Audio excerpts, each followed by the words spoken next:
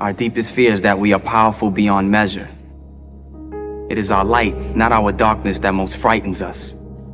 Your playing small does not serve the world. There is nothing enlightened about shrinking so that other people won't feel insecure around you. We were all meant to shine as children do. It's not just in some of us, it's in everyone. And as we let our own light shine, we unconsciously give other people permission to do the same. As we are liberated from our own fear, our presence automatically liberates others. The odds were stacked against me. I won anyway. Because I win. You won because Edward Darby came forward. You got lucky. Guys like you always think other people get lucky. I don't get lucky. I make my own luck. And in this case, it's bleeding you dry. Wake up to reality. Nothing ever goes as planned in this accursed world. The longer you live, the more you will realize that the only things that truly exist in this reality are merely pain, suffering, and futility. Listen, everywhere you look in this world, wherever there is light, there will always be shadows to be found as well. As long as there is a concept of victors, the vanquished will also exist. The selfish intent of wanting to preserve peace initiates wars, and hatred is born in order to protect love. There are nexuses, causal relationships that cannot be separated.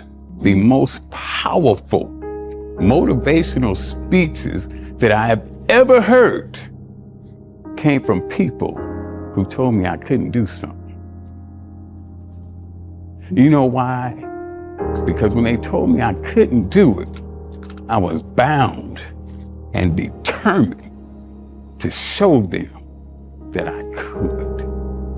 Tell me I can't do it. I will prove you wrong. I will show you. One day, a man was drowning in the water, and a boat came by and said, "Do you need any help?" He said, "No, thank you, God will save me." Then another boat came by, said, "Do you need any help?" And he said, "No, thank you, God will save me."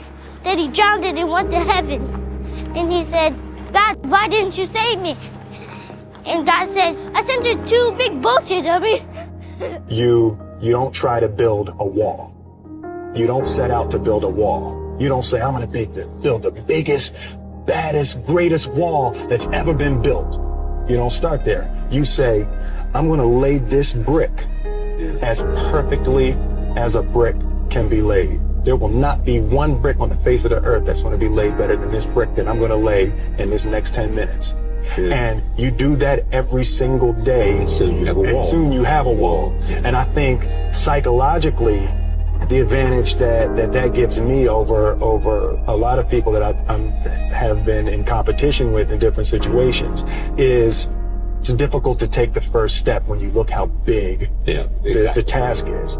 The task is never huge to me. It's always one brick. Me too. I say what if a lot. It sounds corny and it sounds weak, but it's true.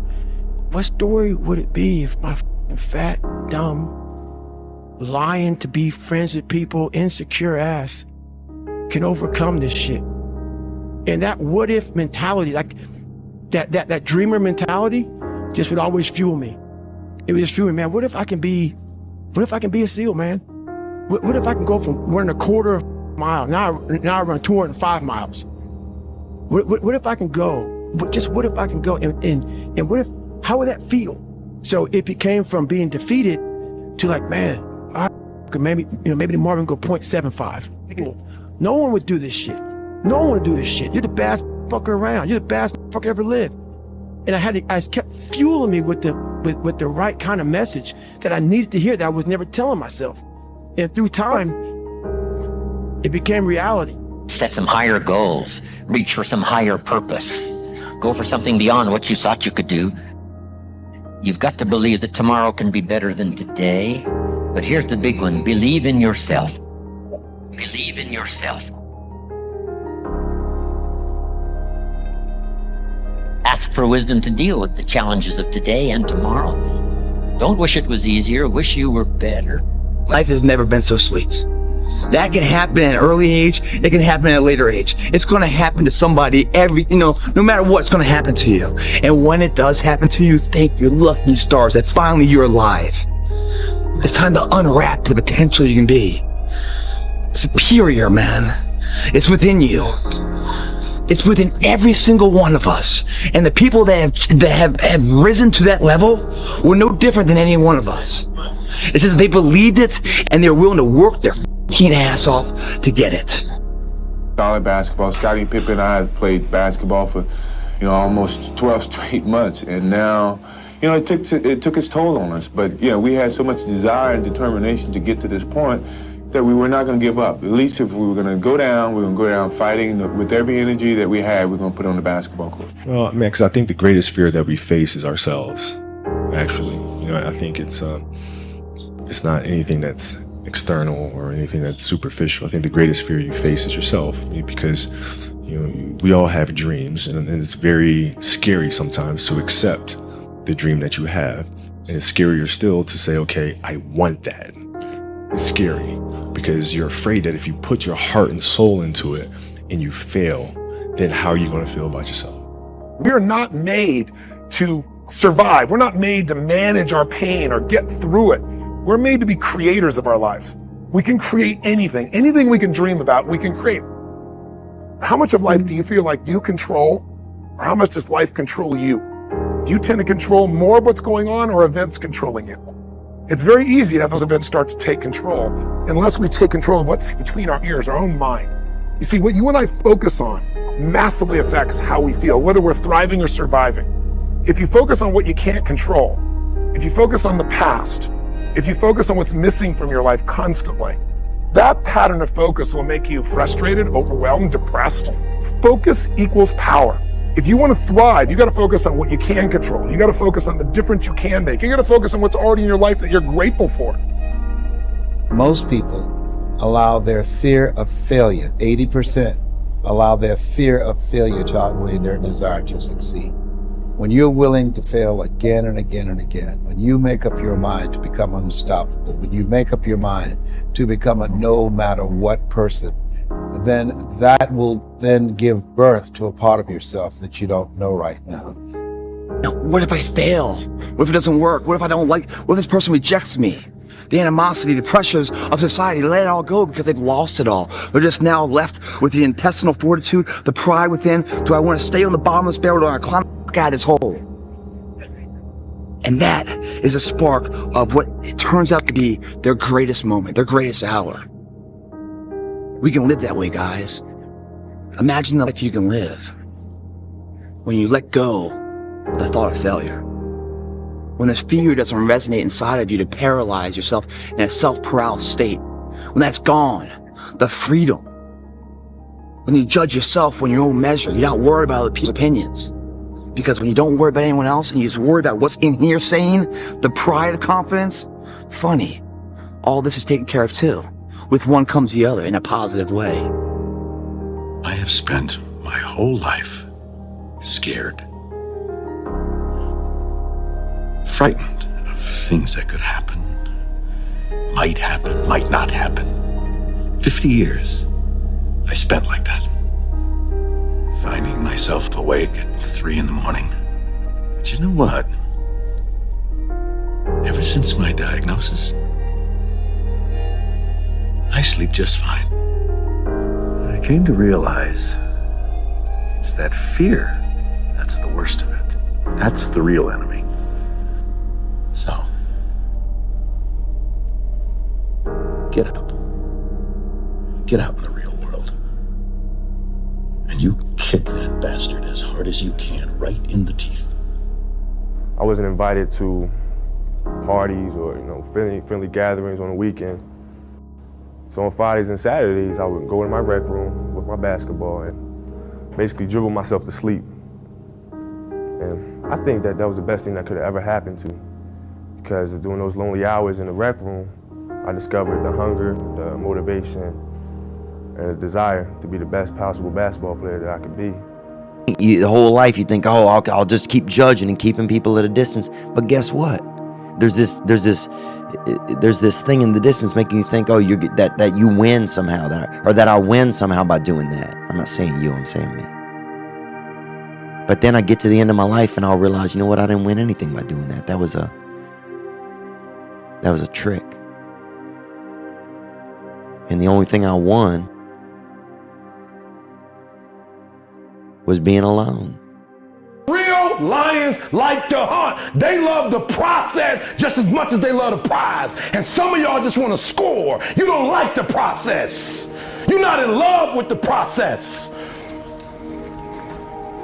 You just like to put the pads on. You love when it's showtime. Everybody in the crowd, you're like, hey, Mom, can you see? You can't even start until you know your people there. Once you see them, you're like, showtime. A real man in the dark, when nobody's watching, he putting in work. A real man, when coach ain't even watching, he's studying film on his own, because he loves the process. You know, if every time someone asks you a question, you try to say the right answer, your entire life is a test. And when did you have the most anxiety in grammar school and high school? No question. On test day. No question. So your entire life become this test. I ain't trying to say the right answer. I am just doing what I feel. My mama said trying is failing. There is no ifs, woulds, coulds, shoulds. It just is, and we just are. Well, son, a lot of what your difficulty is right now is you have not yet learned how to aim while the spirit is tame, and you can't see all the cards in your hand. It's not saying the cards aren't there. It's just you haven't matured enough to see them. And there will come a time you keep going and you keep learning and you keep growing, that one day you'll look down and the card you needed was there and it's been there all along. But that ain't gonna come for a while. And my encouragement to you is stop being so hard on yourself. We live in an external world. Everything is you got to see it, touch it. It's external. If you can, for the rest of your life, live inside of yourself. Stop listening to people who are calling you fat, gay, transsexual, nigger. Everything that is makes no sense. All these insecure people putting their insecurities on you, you got to flush it out. You got to just be whoever the hell God or whatever the hell you believe in. If you believe in nothing but yourself, I don't care what it is. You got to take everything and throw it away. You have to believe in one thing, and that is yourself. And I'm not saying don't believe in God or what you believe in, but right now, for you to find greatness in yourself, you're not going to find it by looking in a book or by even hearing me. I may give you a spark, but you've got to go inside yourself to find it. When I look through my life, I've had trouble committing. I went to 7 different universities to get my degree. I don't want to commit. I don't want to commit my time. I don't want to commit my existence. I just don't want to commit. I don't want to. I want to do, I got to do this. I don't want to work with others. You know, I don't want to. But you do that enough, you say just me, just me, just me. No, me, I can do it. I can handle it. I'll do it. I'll do it. I'll do it. I'll do it. I know what's best. I know it's best. I know it's best. And guess what? You get exactly what you wanted. Every worthwhile goal is worthwhile because it has a cost associated with it. And so the cost that you're going through is what makes the goal worthwhile to begin with. Because if what we're setting out to do were immediately available to you, then it would mean it would be immediately available to everyone, which means it wouldn't be worthwhile. So the very fact that it's difficult is why it is worth doing. And so we can't resent the price tag of the shoes that we want to buy. We just have to make the decision of whether or not we want to pay it. It's not, what makes it hard is your lack of belief that it can happen for you. The fact of it is, though, it's very doable. See, but you got to change, though. If you keep doing what you've been doing, you're gonna keep getting what you've been getting. So if you're at a place in your life and you ain't happy with it, you have to change some things. But you have to make a conscientious decision that you're going to change. You did it to yourself. trying to live up to the hype and create the smoke that you doing it. You ain't doing it. You still got work to do. Stay on that basketball court. Stay on that football field. All the homies texting and calling and trying to make you feel bad about being so focused. It's grind season, homie. It's not about today. It's about the future. You do the work now. Do the work now. And all of the shit that you could ever want to do for your family, your kids, your loved ones, it's all going to be on a whole nother stratosphere. It's so easy to be that positive reinforcement for somebody and add value. It's so easy. But some people choose to throw that aside and kick while you're down. I try to put out the light of positivity because whoever's out there, I don't know what it could do for somebody else. But somebody else may just simply look at me and say, yo, the way that he embraces his kids makes me want to be a better father. Yo, the way that this man doesn't stop and the way that every day he wakes up and he's just positive regardless of what's going on makes me realize that this shit ain't so bad. The way that he gets up and says, hey, today's another day, it's a morning, let's all be better than we were yesterday. Somebody probably needed to hear that. The more that I can give that out and I can take my platform to throw good energy out, I'm doing my part. Because there's so many that throw out the complete opposite. I'm astounded by how many people want to be spectacular in life but also want to be normal. By being normal, you are, by definition, aiming for average. Normal people get normal results. Exceptional people get exceptional results. You literally can't do what everyone else does and expect to not get what everyone else has got. By doing what everyone else does, you guarantee average results. I can't live several lifetimes. I can't. Because the knowledge I need to gain for this life I live in today, I need 2 or 3 or 4 lifetimes to be where I want to go. Ultra gives it to me in high definition real fast. 62 hours, you go out there, suffer, you come back, oh, that was 62 hours. I gained 7 years of knowledge. The ups and downs, the pain, the suffering, you learn how to chunk this shit down. Like, oh my God, man, I'm at mile 100. How the fuck am I gonna get to mile 118? Everything becomes, you start to learn life out there, and you learn so much in such a condensed period of time, and nothing in the world can do it. I think having those little indicators allow you to keep taking steps towards the ultimate thing and continue to push. I mean, I have a different tweet, which is that the world belongs to those who can continue to work without seeing the result of their work. Continue to do without seeing the result of their doing. And it's really the person who can do that for the longest period of time. And that's usually because they're still getting leading indicators. It's just that it's amounting to a much bigger mountain. And so like if you want to do big shit, it takes a way longer period of time because the easy shit, the little hills, everyone conquers really quickly. I'm on time. I say please and thank you. It's like, so what? And so like if you want to do something that most people can't do, literally just extend the time horizon on the things that most people can't weather. You create your own self. Most people are missing something because there's so much trapped in there. I don't even want to say potential. I think that's word used out too much too. There's so much in you that God or wherever the hell you believe in, or if you're an atheist, in you that you have not unlocked. That you walk around with this gorgeous wife or great husband and all this money, you're like, God, I feel like I'm missing something. Yeah, because it's about 75% of you is still fucking in there.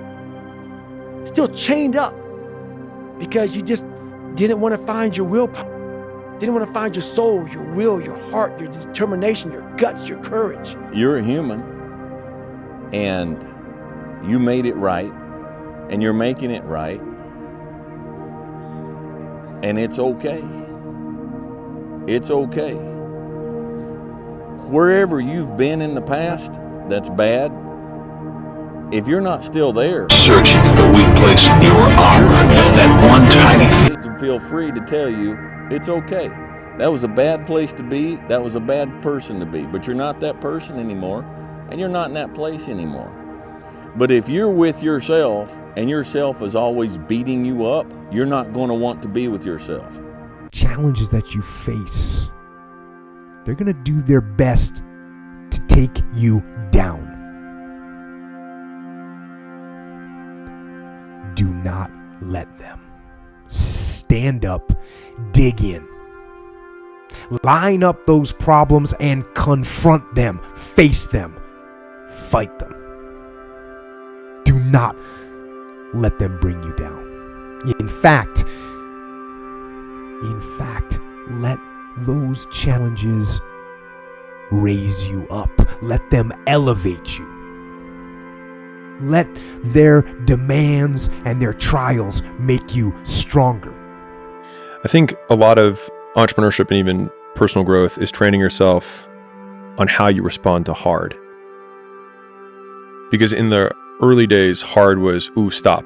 This isn't good. I should, this is a warning sign. This is a red flag. I should slow down, or I should stop, I should pivot.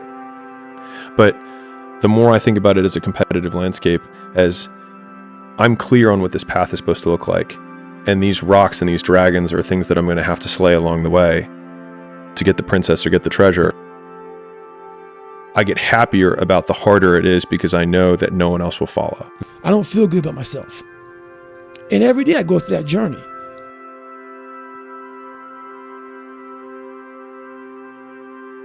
Back to where the real growth doesn't happen. When you make it so far in life, you make it so high up, whatever it is, whatever you're trying to be, there's no more growth. There's small growth. But you remember back when you fucking tried to become Joe Rogan you are now, how much growth was in that? Tons of growth. Learning, lessons learned. So I always revisit. That's why I'm a wildland firefighter now. Why I'm a fucking smoke jumper. I don't need to do that shit at all. But I don't learn anything from where I'm at now. There's no knowledge up here. The knowledge is down there in the fucking muck. So that's where I write. That's where I go back. That's where I learn. I always go back to school. I always go back to the basics.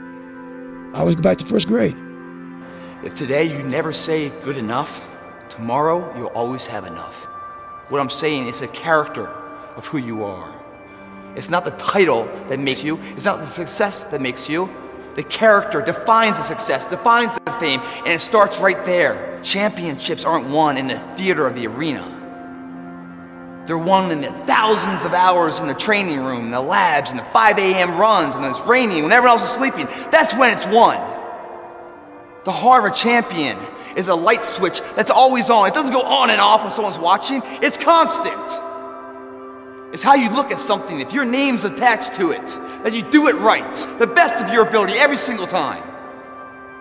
I call it the Rocky cutscene, and almost every successful person that I have ever encountered has gone through not a month or a year, but many years of doing work without reward, where they have to do things that other people find boring, and they have to sacrifice things that everyone finds interesting, that most people want to do during that entire season of their life. And they basically sacrifice a season of other things that they would prefer to do stuff that they would not prefer to do because of the one thing they want most. And that's the Rocky cutscene. And instead of lasting 5 minutes, it just usually lasts 5 or 10 years. Once you come face to face with who you are, you have a starting point. All right, I'm not real smart. I have no courage. I have no self-esteem. I have no nothing. Nothing. That's my starting point. Now we can move from there. But if I tell myself I'm strong, I have courage, I'm smart, and all these are lies, you continuously push that starting point backwards. So that starting point is the truth. The no bullshit truth that only you can tell yourself. So it's the starting point. The truth's the starting point. Dreams is, they should be pure. And I think a lot of times when we're born into this world, we actually wind up going backwards. And it seems like the more we mature, the more responsible our dreams become. And the more governors we put on ourselves and our ability to dream and to reimagine. And it's always a fight for us parents and for you guys to make sure that your dreams always stay pure. And so it's not a matter of pushing beyond your limitations or expectations. It's really a matter of protecting your dreams, protecting your imagination. That's really the key. And when you do that, then the world just seems limitless.